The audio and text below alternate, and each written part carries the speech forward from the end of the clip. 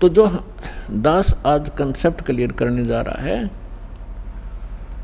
कि आपको वो स्थान मिला, आपको तत्व ज्ञान मिला, तो आप कितने शुभ संस्कारी प्राणी हो। सभी बहन भाई बुजुर्ग बेटी माई बाई सभी जो यहाँ पहुँचे, चाहे कोई दुख में आ रहा है, चाहे कोई ज्ञान समझ के आया है, या किसी भाई बहन के कहने से इस पवित्र स्थल पर पहुँचा है, तो यहाँ आने के बाद अपने आप इस रंग में रंग ही जाता है एक दो बार सत्संग सुनने के बाद। आज सब बुद्धिमान समाज है, तो जो प्रसंग चल रहा है हम उसी पर आते हैं।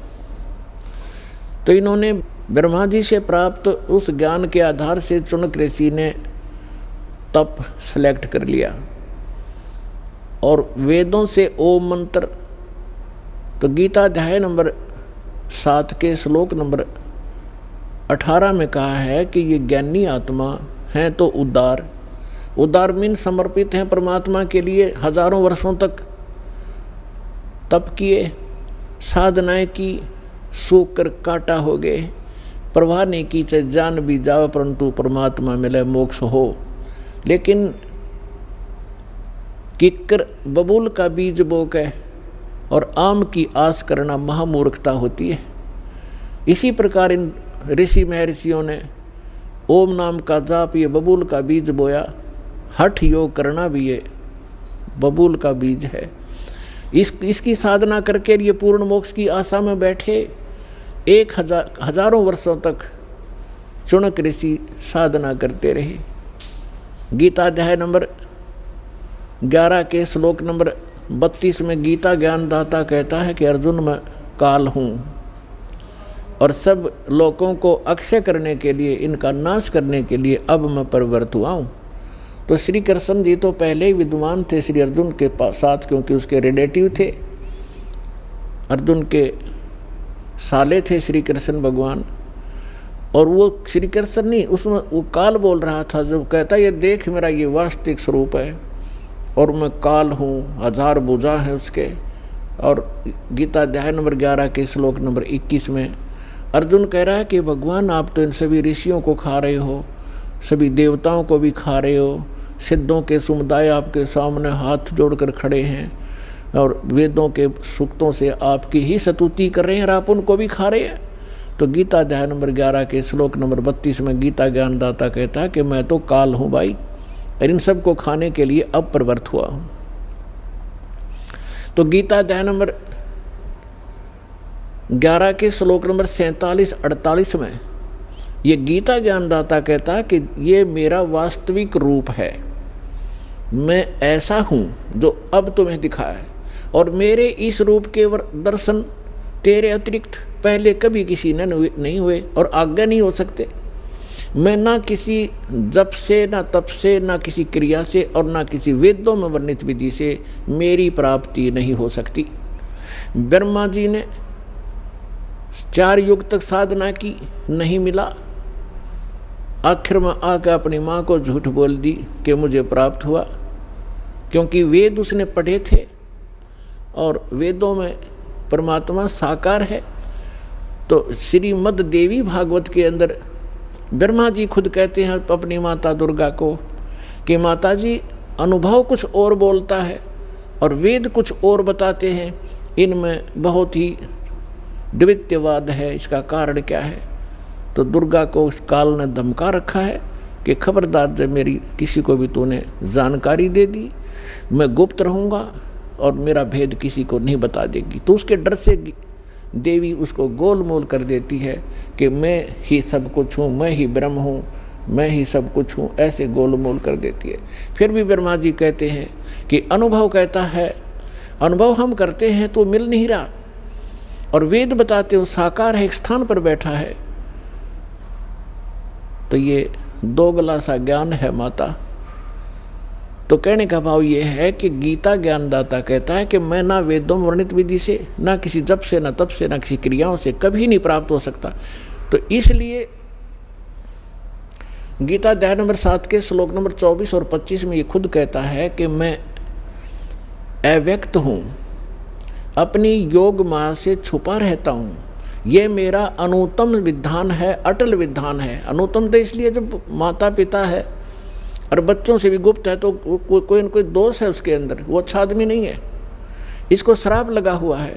1 लाख मानव शरीरधारी प्राणियों का आहार करता है, जिस कारण से छुपा बैठा है। कहीं पता लग गया तो एक भी नहीं तेरी पूजा करेगा, तेरे इन सब देवी देवताओं को भी भूल जाएंगे। इसलिए गुप्त रहता है ना, अपने देवी देवताओं को, इन सब को, किसी को, पुत्रों को भी इसने भेद नहीं बता रखा। ये स्वयं स्पष्ट कर रहा है गीता अध्याय नंबर 7 के श्लोक नंबर 24 और 25 में कि मैं ये अबुध है, ये जो जन समुदाय सामने खड़ा है, ये मुझ अव्यक्तम माम अव्यक्तम व्यक्तिम आपनम मनन्ते अबुध। ये मूर्ख मुझ अव्यक्त को और कृष्ण रूप में, व्यक्ति रूप में आया हुआ मान रहे होंगे। मैं कृष्ण नहीं हूँ, आई एम नॉट कृष्ण। मैं अपनी योग माया से छुपा रहता हूँ, मैं कभी किसी के समक्ष नहीं आता। गीता अध्याय नंबर 4 के श्लोक नंबर 5 और 9 में ये स्पष्ट कहता है कि अर्जुन, तेरे और मेरे बहुत जन्म हो चुके, तू नहीं जानता, मैं जानता हूँ। और मेरे जन्म और कर्म अद्वितीय हैं, अलौकिक हैं। तो इसके कर्म ऐसे हैं कि ये सामने नहीं आता और किसी में प्रवेश करके प्रेत की तरह जो क्रिया करवानी है वो कर देता है, करा जाता है। तो ये कहता है, तो इन ब्रह्मा विष्णु महेश ने साधनाएं की, परमात्मा मिला नहीं। इन्होंने निराकार विधान बना दिया कि परमात्मा निराकार है। तो इसी प्रकार जो प्रसंग चल रहा है हम उसी पर आते हैं। इस चाणक्य ऋषि ने वो साधनाएं प्रारंभ की जो सभी ऋषि पहले से ही डले ढो रहे थे। उससे वो परमात्मा तो मिलना है ही नहीं, ये एटम बम बन जाते हैं, एटम बम। अगस्त ऋषि ने सारे जीवन में डले ढोके एक सिद्धि प्राप्त कर ली, सब सागर पीण की। बता, सारे जीवन को नाश करके उसने एक ये प्राप्त किया कि सब सागर पी लिया। अब इस तत्व ज्ञान के अंदर परमात्मा ने क्या बताया है, अब आपको उस परमात्मा का दिया हुआ कुछ ज्ञान बीच में सुनाएंगे, क्योंकि आप एक विद्यार्थी हैं और पूरे वर्ष में एक ये पूरा कोर्स दास ने आपका करवाना होता है। 3 दिन का सत्संग इसीलिए रखा है कि प्रत्येक सत्संग में श्रद्धालु भी बदल जाते हैं और श्रोता भी जो लगातार सुन रहे हो तो अच्छी बात है। इसलिए धीरे धीरे सारे ही ज्ञान के ऊपर विवेचन किया जाता है। अब जैसे ये सिद्धियां क्या है, ये जीवन नाशक इस प्राणी की सबसे बड़ी दुश्मन है। इससे प्रभुता आ जाती है और अपनी ही, जैसे पहले बैटरी चार्ज करी फिर वह ख़त्म कर दी, रह गया जैसे का तैसा। जैसे इन सिद्धियों को परमात्मा ने ऐसा बताया है कि जैसे आप देखते हो वर्षा के मौसम में अन्य चींटियां होती हैं बगैर पंखों की होती हैं, और उन्हीं चींटियों के बिलों से कुछ पंखों वाली चींटियां निकलती हैं और वो उनके अंदर परमात्मा होती हैं, क्योंकि वो उड़ नहीं सकती दूसरी चींटियां और वो उड़ जाती हैं आकाश में।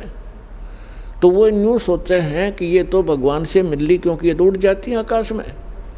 और वो आकाश में जैसे आजकल आप देखते हो मौसम वर्षा का है तो चींटियां निकलती हैं पंखों वाली कीड़ियां, और कहाँ जाती हैं, या तो दीपक पर जाकर जल कर मर जाएंगी, या फिर बल्लभ के चारों तरफ घूमती रहेंगी। थोड़ी सी देर में उनकी पंख टूट जाएंगी, कट कर नीचे पड़ जाएंगी और वो चिट्टी की चिट्टी रह जाएंगी।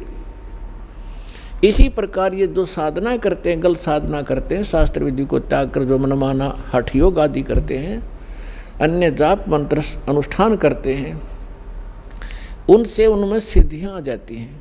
और आम मानव से वो जैसे आकाश में उड़ जाना, जल के ऊपर ऐसे चलना जैसे थल पर चलते हैं, सब समुद्रों को पी लेना, इस तरह के जो ये कलाबाजी इनमें आ जाती है, तो आम मनुष्य न्यू सोचे न भगवान मिल गया।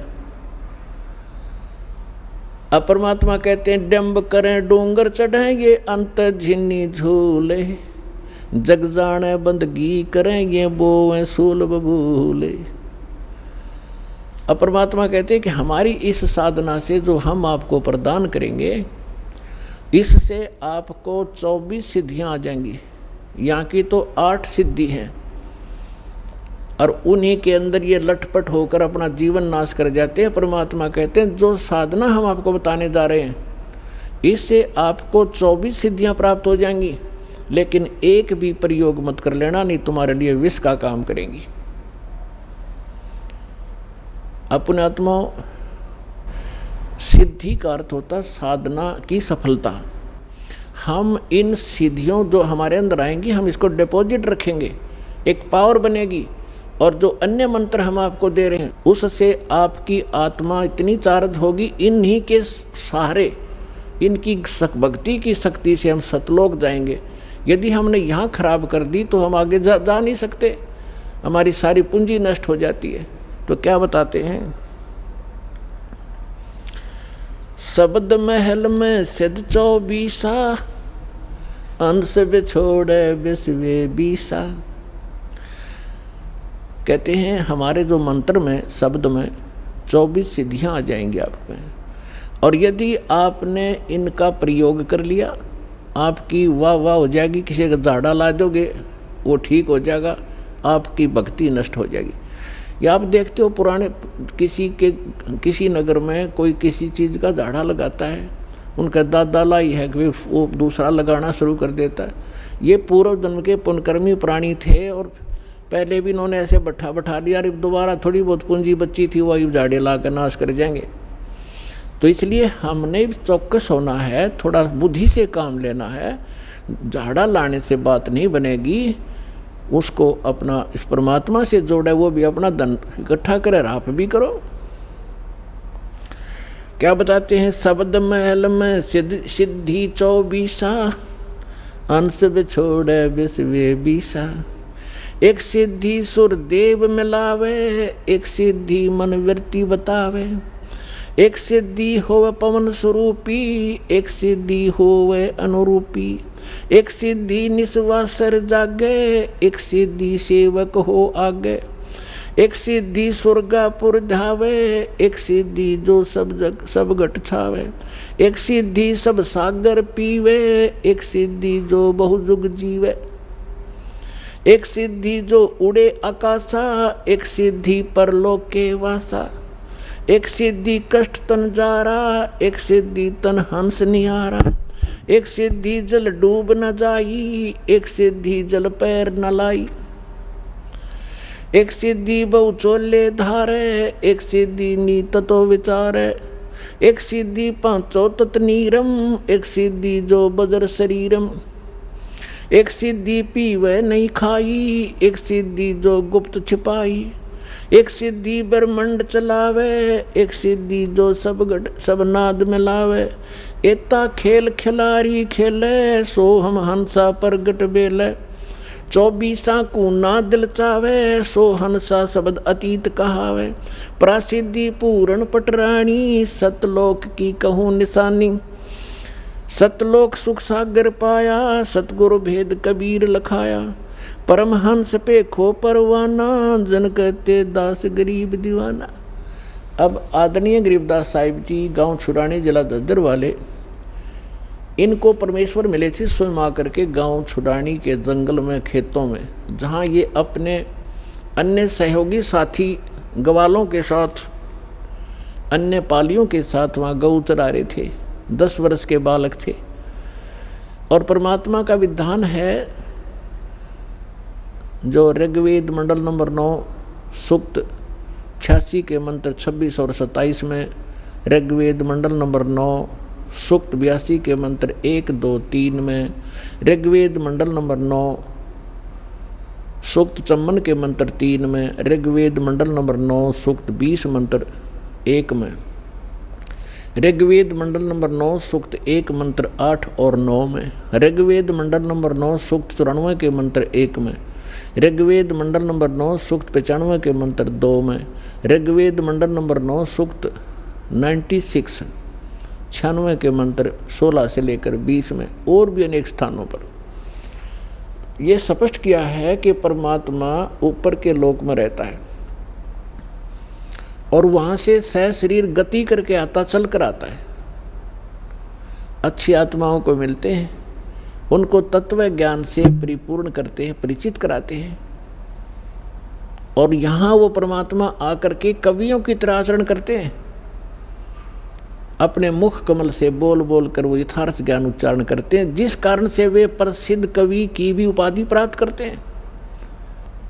तो पुण्यात्माओं, इसी आधार से वो परमेश्वर इस कलयुग के अंदर गांव छुड़ाने जिला झज्जर हरियाणा प्रांत में आदरणीय गरीबदास साहिब जी उस अच्छी आत्मा, नेक आत्मा, दृढ़ भक्त को मिले, सतलोक लेकर गए और सब ब्रह्मांडों से परिचित कराया। ब्रह्मा विष्णु महेश के लोक दिखाए, धर्मराज का लोक दिखाया, नरक और स्वर्ग दिखाए, देवी देवताओं की सतीथि दिखाई और ये पितृभूतों का लोक, जो पितृलोक, वो दिखाया।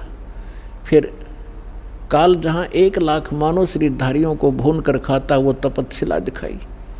फिर 11वां द्वार पार करके अक्षर पुरुष के लोक में 21 7 संग ब्रह्मांडों को पार करके फिर भंवर गुफा से होते हुए 12वां द्वार पार करके सतलोक में पहुँचे, जहाँ परमात्मा का निज स्थान है और आप और हम सभी वहाँ रहा करते थे। वहाँ आपके आज भी ज्यों के तो महल बरकरार हैं, आपका बहुत बड़ा स्थान है, हरे भरे वहाँ पर फलदार वृक्ष हैं, सदाबहार वृक्ष हैं और वहाँ किसी चीज़ का भाव नहीं, वहाँ जन्म मृत्यु नहीं होता, वहाँ पर वृद्ध अवस्था नहीं है, वहाँ मृत्यु नहीं है। आपका ज्यों का तो परिवार जुड़ेगा। जैसे अब आपके शरण में, आपके घर पर जितने भी आपके बच्चे जन्म लेंगे वो आपकी पुण्य आत्मा होंगी और आप पहले वहाँ चले जाओगे। इसी प्रकार से वो, इसी साधना से वो भी आपके पास वहाँ पहुँचेंगे और आपका फिर ज्यों का त्यों एक परिवार जुड़ेगा। अपने आत्माओं, जिस लोक में आप रह रहे हो, यो लोक रहने का है। हमारी इस काल ने घनी भांग प्या रखी है और हम इसी में मस्त, हमने ज़्यादा दिखाइए नहीं देता। अब आपका परिवार है, आपके बच्चे हैं, रिश्तेदार हैं, भाई बहन, पति पत्नी, आपको कितने प्यारे लगते हैं और दो मकान बनाकर आप आराम से रह रहे हो, कितना अच्छा लगता है। और 1 सेकंड में मृत्यु हो जा तो खा कहिए ये क्या है, आपका है, काया तेरी है नहीं, ये माया कहाँ से हो। परमात्मा कहते शरीर तेरा नहीं और तू चिपक्या बैठा प्लाटा गए और कोठी और बंगला गए, फैक्ट्री और इनके, कहाँ मती मारेगी तुम्हारी, क्योंकि ये ज्ञान की कमी के कारण हम यहीं चिपक गए। और वहाँ जाएंगे हम, कभी मृत्यु नहीं, वृद्ध अवस्था नहीं, कोई वृद्ध होना नहीं चाहता और कोई मरना नहीं चाहता। अंतिम सांस तक भी न सोचे, एक सांस हो राजा भगवान, 10 दिन और मिल जाएं और फिर भी मृत्यु होगी। तो ऐसे लोक में हम रह रहे हैं, तो ये मृत्यु तो यहाँ डेफिनेट है, लेकिन इस मृत्यु से पहले जो क्रियाएं दास आपको बताएगा ये कर लेना बस, और फिर मालिक पर छोड़ देना। आप सतलोक चले जाओगे, वहाँ जाने के बाद फिर पुनर्जन्म आपका नहीं होगा। कहते हैं भक्ति बीज होवे जो हंसा और तारों ताश के 71 वंशा। 101 पीढ़ी पार होगी आपकी जब सच्चे दिल से लगे रहे आप, क्योंकि आप दृढ़ होंगे तो आपके बच्चे दृढ़ होंगे।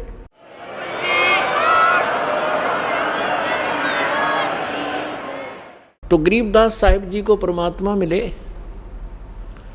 उन्होंने फिर ये बताया कि इस जो मंत्र मुझे मिला है और यही आपको प्राप्त जब हो जाएगा, इसमें क्या बताया, शब्द महल में सिद्धि 24 अंश बिछोड़े विश्वे बीसा।